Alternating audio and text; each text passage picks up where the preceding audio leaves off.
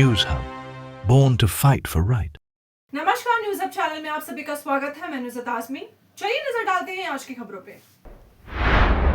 थाने Borivali twin tunnel का पहला factory test पास हुआ, जल्द ही काम शुरू होगा।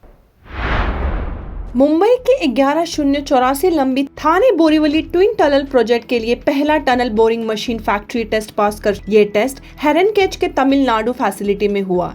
MEIL के मुताबिक TBM अप्रैल तक साइट पर पहुंचेगा और मॉनसून से पहले काम शुरू होगा। दूसरा TBM भी इस महीने के टेस्ट के लिए तैयार है। ये TBSM Sanjay Gandhi national park के नीचे सुरंग खोदेंगे, जो बोरीवली के एकता नगर को थाने के मानपाड़ा से जोड़ेगा। कल्याण स्मार्ट सिटी प्रोजेक्ट के काम से मुरबाड रोड बंद रहेगा। कल्याण में स्मार्ट सिटी प्रोजेक्ट के काम के चलते मुरबाड रोड से कल्याण वेस्ट रेलवे स्टेशन जाने वाले एक लेन बंद कर दिया गया है। महात्मा फुले चौक से सुभाष चौक तक काम चल रहा है, जिसे देखते हुए ट्रांसपोर्ट डिपार्टमेंट ने फैसला लिया है। मुरबाड, शाहाड़ और उल्लासनगर से आने वाले व्हीकल्स को अल्टरनेटिव रूट्स लेने की सलाह दी गई है, लेकिन सुबह से शाम ऑफिस पैसेंजर्स और डेली कम्यूटर्स को काफी परेशानी का सामना करना पड़ रहा है। लोगों ने डिमांड की है कि ट्रैफिक पुलिस की तैनाती की जाए ताकि शहर के दूसरे रास्ते जाम ना हो।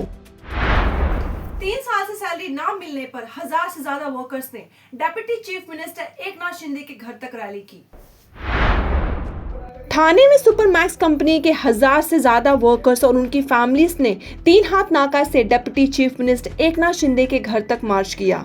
पोस्टर्स के साथ नारा लगाते हुए वर्कर्स और उनकी बीवियों ने सैलरी ना मिलने पर अपना गुस्सा दिखाया। ये कंपनी 2 से 3 साल पहले ही बंद हो चुकी थी, पर अब तक पूरी सैलरी लोगों को नहीं मिली है। एकनाथ शिंदे ने लोगों को अपना एश्योरेंस दिया है। एकनाथ शिंदे के एश्योरेंस के बावजूद अब तक कोई पेमेंट नहीं हुआ था। वर्कर्स ने सवाल उठाया है कि मेडिएशन का क्या फायदा। इस मुद्दे पे आज मिनिस्ट्री में मीटिंग होने की उम्मीद है। थाने में गणेश उत्सव मंडल का POP प्रतिबंध के खिलाफ विरोध प्रदर्शन। थाने के किसान नगर में गणेशोत्सव मंडल मेंबर्स और मूर्तिकारों ने हाई कोर्ट के POP गणेश मूर्तियों बैन के खिलाफ घंटी बजाओ आंदोलन किया। 150 मंडल मेंबर और 30 मूर्तिकारों ने इस प्रोटेस्ट में हिस्सा लिया। मूर्तिकारों का कहना है कि शादू मिट्टी के आइडल्स नाजुक और महंगे होते हैं, जो हर किसी के बजट में नहीं आते। कोर्ट से मांग की है कि मूर्तिकारों से डिस्कशन करके कोई बेहतर अल्टरनेटिव निकाला जाए। थाने में इलीगल कंस्ट्रक्शन और लैंड स्कैम का हुआ बड़ा खुलासा।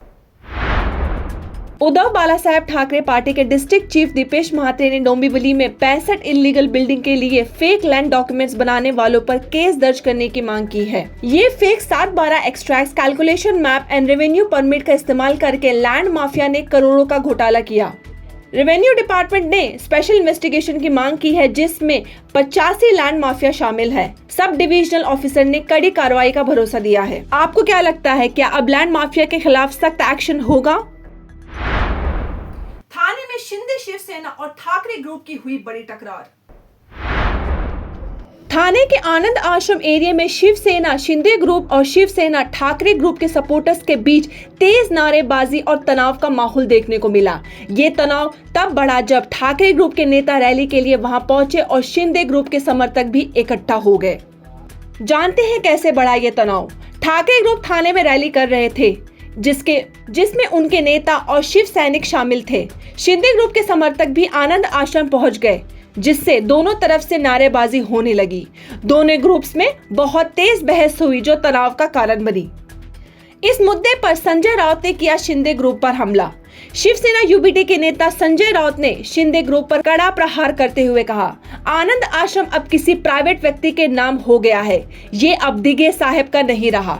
राउत ने ये भी कहा कि शिंदे ग्रुप ने आनंद दिगे जी के लेगेसी को बेच दिया और अब वहां सिर्फ राजनीति चल रही है। वहीं केदार दिगे ने किया पलटवार। थाने में शिवसेना के पुराने गढ़ के तौर पर देखे जाने वाले केदार दिगे ने तुरंत जवाब दिया, ये महाराष्ट्र की संस्कृति नहीं है। आनंद दिगे साहब हमारे देवता सम्मान है, उनको मिलने से कोई नहीं रोक सकता। केदार दिगे ने यह भी कहा कि शिंदे ग्रुप सिर्फ जनता को भड़काने का काम कर सकता है। महाराष्ट्र में आने वाले इलेक्शन से पहले ही शिवसेना के दोनों ग्रुप्स के बीच तनाव बढ़ता नजर आ रहा है। पहले भी ठाणे और मुंबई में दोनों ग्रुप्स के बीच झगड़े हो चुके हैं। आनंद आश्रम के मुद्दे पर यह नया विवाद शिवसेना के अंदर की लड़ाई और गहरी होने का संकेत दे रही है। क्या ये टकराव आगे और बढ़ेगा? इलेक्शन से पहले शिवसेना के दोनों गुटों का पॉलिटिकल पावर स्ट्रगल और तेज होने की संभावना है। बीड सरपंच देशमुख हत्याकांड में हुआ बड़ा खुलासा। सीआईडी की चार्जशीट में चौंकाने वाले फैक्ट सामने आए हैं, जिसमें संतोष देशमुख को 3 घंटे तक बर्बरता से मारा गया, जिसका 15 वीडियोस और 8 फोटो सामने आए हैं। ये एविडेंस आरोपी महेश केदार के फोन से रिकवर किया गया है। 29 नवंबर को मास्टरमाइंड वाल्मीकि कराड़ ने सीएजी ऑफिस में मीटिंग की, जिसमें संतोष देशमुख को हटाने का प्लान बनाया गया। 8 दिसंबर को चंदुरपाटा के होटल तिरंगा में दूसरी मीटिंग हुई, जिसमें कहा गया अगर संतोष रास्ते में आया तो हमेशा के लिए सबक सिखाओ। 9 दिसंबर को संतोष देशमुख का किडनैप करके ब्रूटल टॉर्चर किया गया, जिसका शॉकिंग एविडेंस सीआईडी के हाथ लगा है। ये हत्याकांड महाराष्ट्र में भारी हलचल मचा रहा है। जॉर्डन बॉर्डर पर भारतीय व्यक्ति की गोली मारकर हुई हत्या। केरला के थॉमस गैब्रियल परे, जो 47 साल के थे, उनको जॉर्डन से इजरायली इलीगली एंट्री करने की कोशिश करते वक्त जॉर्डेनियन सोल्जर्स ने गोली मार दी, जिसमें उनकी मौत हो गई। दूसरा व्यक्ति एडिसन जून के साथ था, घायल हुआ लेकिन बच गया। भारतीय एम्बेसी ने इस घटना को दुखद बताया और बोला कि जॉर्डन अथॉरिटीज के साथ मिलकर उनका डेड बॉडी इंडिया भेजने का काम चल रहा है। ये इंसिडेंट इजराइल हमास वॉर के दौरान बढ़ रही टेंशंस के बीच हुआ है। हिमानी नारवल मर्डर केस में एक व्यक्ति हुआ गिरफ्तार, पॉलिटिकल एंगल की भी जांच जारी है। रोहतक पुलिस ने कांग्रेस वर्कर हिमानी नारवाल के मर्डर केस में एक शख्स को गिरफ्तार किया है। पुलिस का कहना है कि विक्टिम और आरोपी एक दूसरे को जानते थे। हिमानी का बॉडी एक सूटकेस में मिला था, जो उनकी फैमिली का ही निकला। इस केस ने पॉलिटिकल मुद्दा भी पकड़ लिया है, क्योंकि हिमानी की मां का कहना है कि उनकी बेटी की पॉलिटिकल ग्रोथ की वजह से कुछ लोग नाराज थे।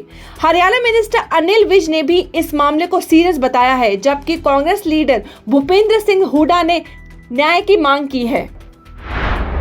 पुणे बस रेप केस के बाद पुलिस का सख्त एक्शन।